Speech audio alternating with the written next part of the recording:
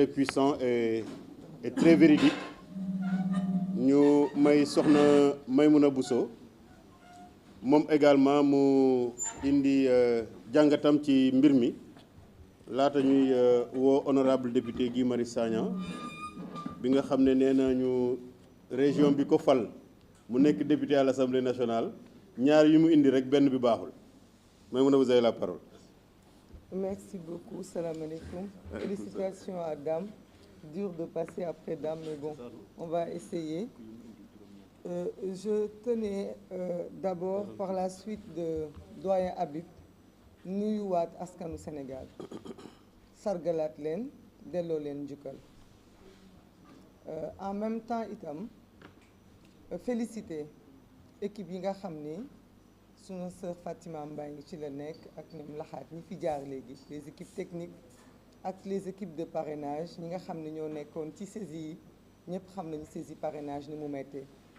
waaye féliciter waat itam équipe yi nga xam ne ñoo doon collecté wàccoon sur le terrain di jëli parrainage citoyen pièce par pièce fiche par fiche marché par marché quartier par quartier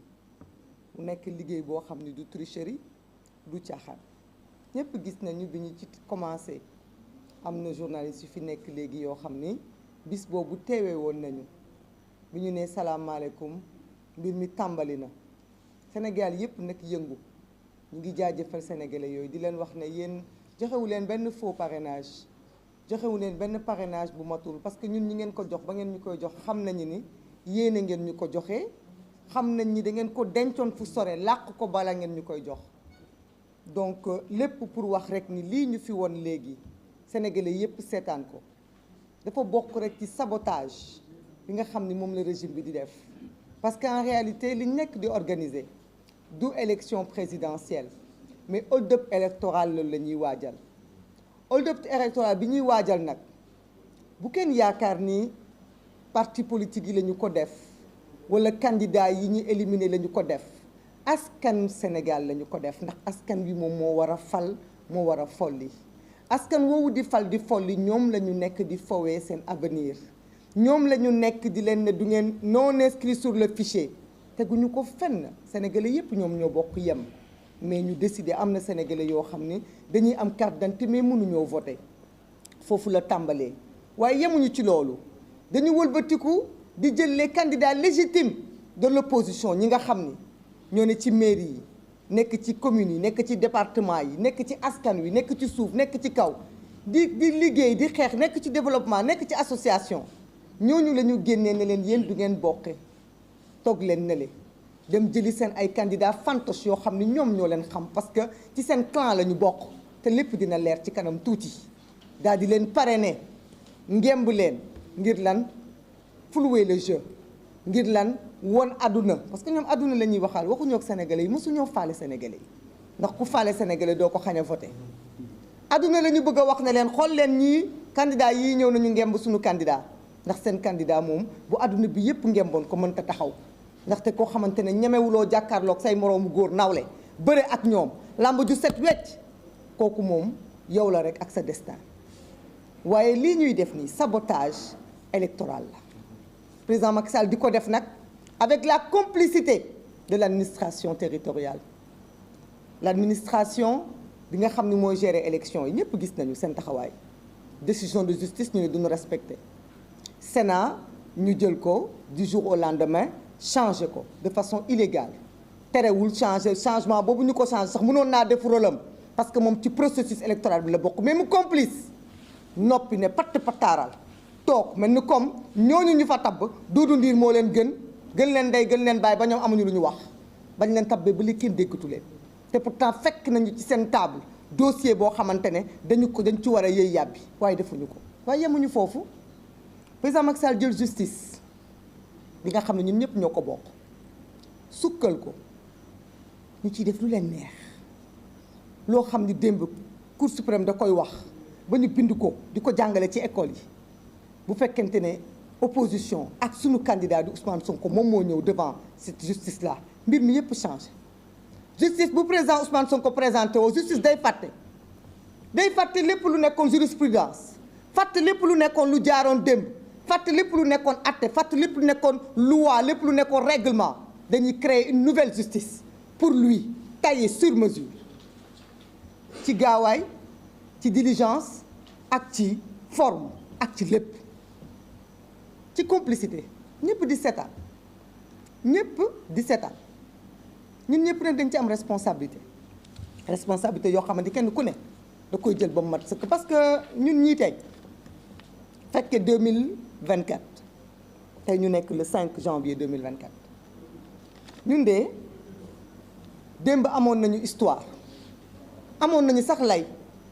ndaxte dañoo vivre woon esclavage defuñu woon dara nag dañ ñoo jaayoon on n'était pas responsable vivre nañ tamit colonisation on n'était pas responsable dafa am ñoo xam ne ñoo ñëwoon coloniser ñu jaay ñu doole ñu vivre néo-colonisation waaw am na ñoo xam ne dañu ñëwoon complot ak suñuy maam ak suñuy ñooñ di ñu woon fu ñuy jaar waaye tey amuñu benn excuse on est face à notre histoire on est face à notre avenir on doit écrire notre histoire parce que tout peuple a la responsabilité d'écrire son histoire amul benn xeet bu dem bindal histoire beneen xeet amul benn génération buy bindal histoire beneen génération ku nekk yow yaay marqué sa histoire ci sa taxawaay ci sa jëmm ci sa bëgg-bëgg ak ci sa détermination loolu moom moo xew tey mooy ñun peuple sénégalais le peuple présent de 2024 lan la ñu décidé bind ci sunu histoire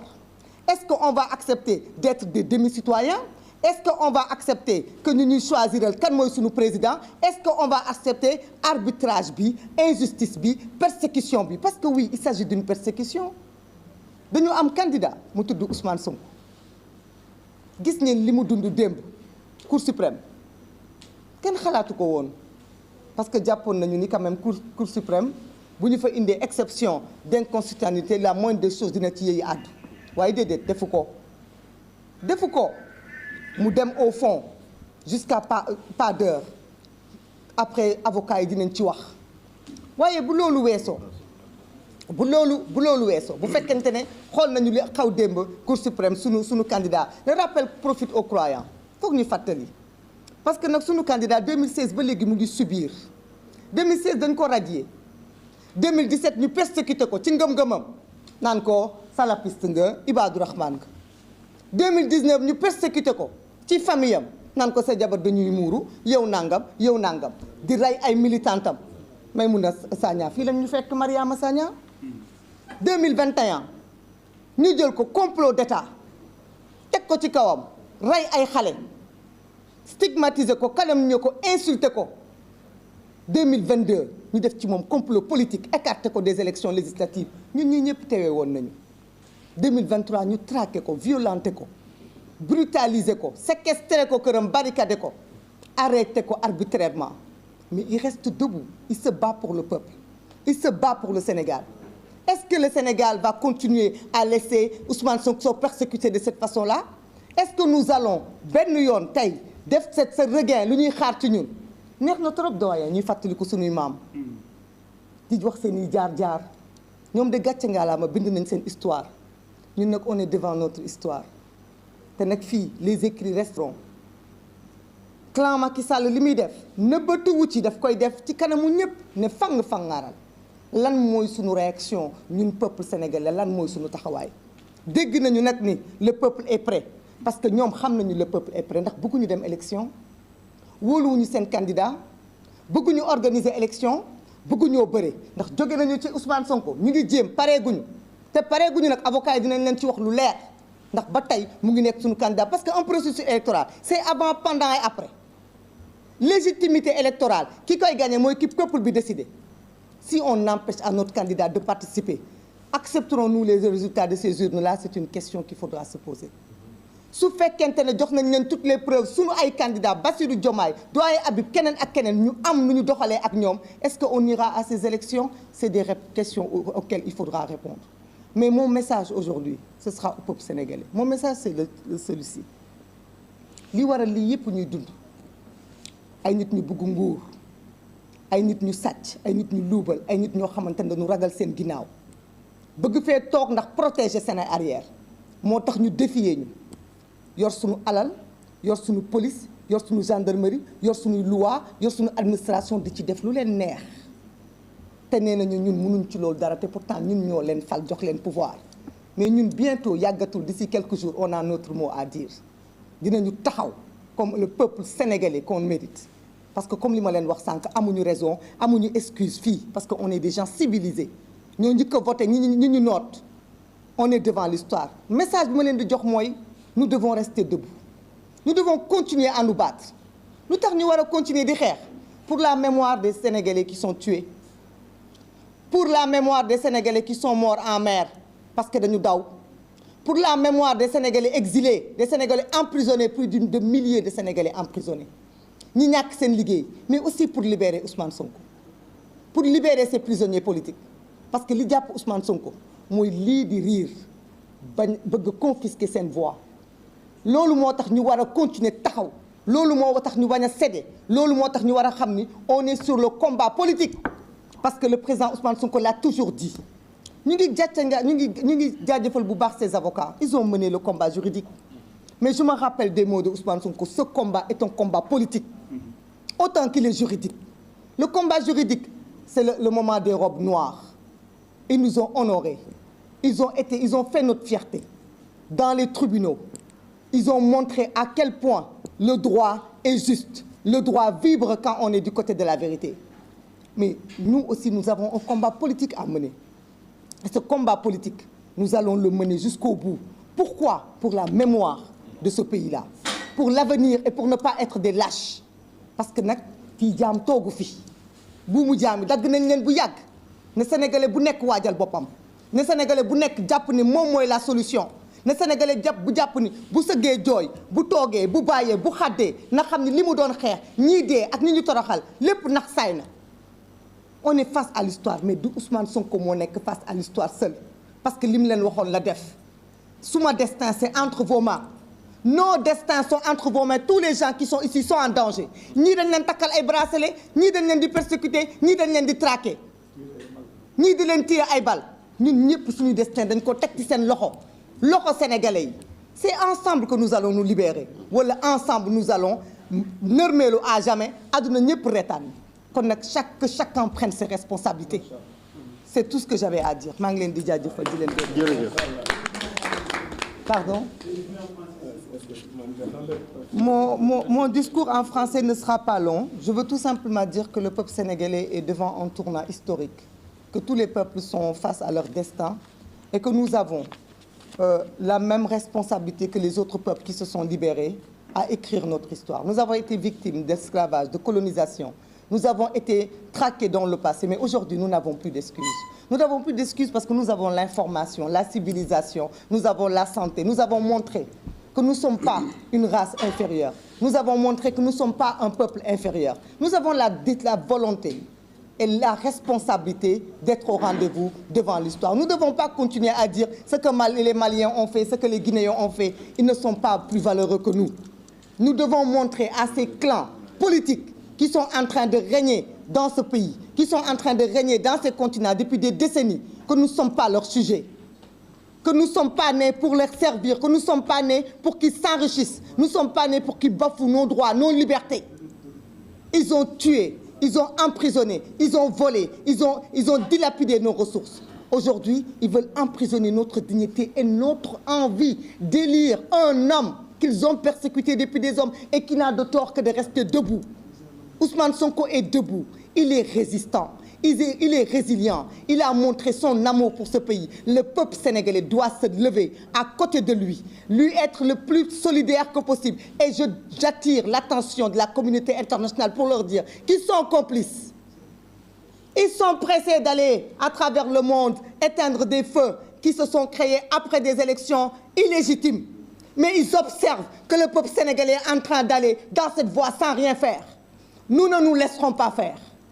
Avant, pendant, après, nous résisterons. Parce que nous ne sommes pas uniquement des descendants d'esclaves. Nous sommes un peuple libre. Nous avons toujours été libres. Nous voulons des élections libres, indépendantes. Nous voulons choisir notre destinée. Si certains pensent pouvoir comploter parce que nous avons des ressources naturelles, du gaz, du pétrole, certains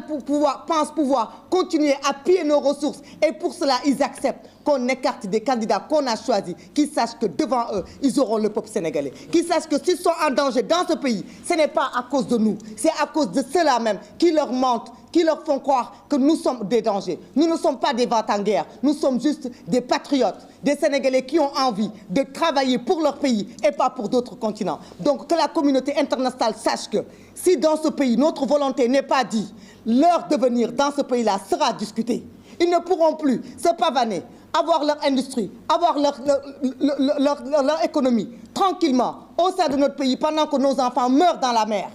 meurent dans l'exode rural, meurent dans l'immigration clandestine, sont enfermés dans des camps de rétention.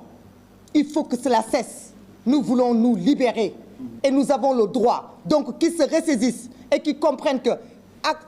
dire au président Macky Sall de regarder et de faire le droit, c'est tout simplement tendre la main à ce peuple qui a toujours été pacifique. Le Sénégal est un pays pacifique. Les Sénégalais sont un peuple pacifique. Nous n'avons jamais été violents. Nous ne voulons pas de la violence. Nous ne voulons pas de violence post-électorale. Et pour éviter cela,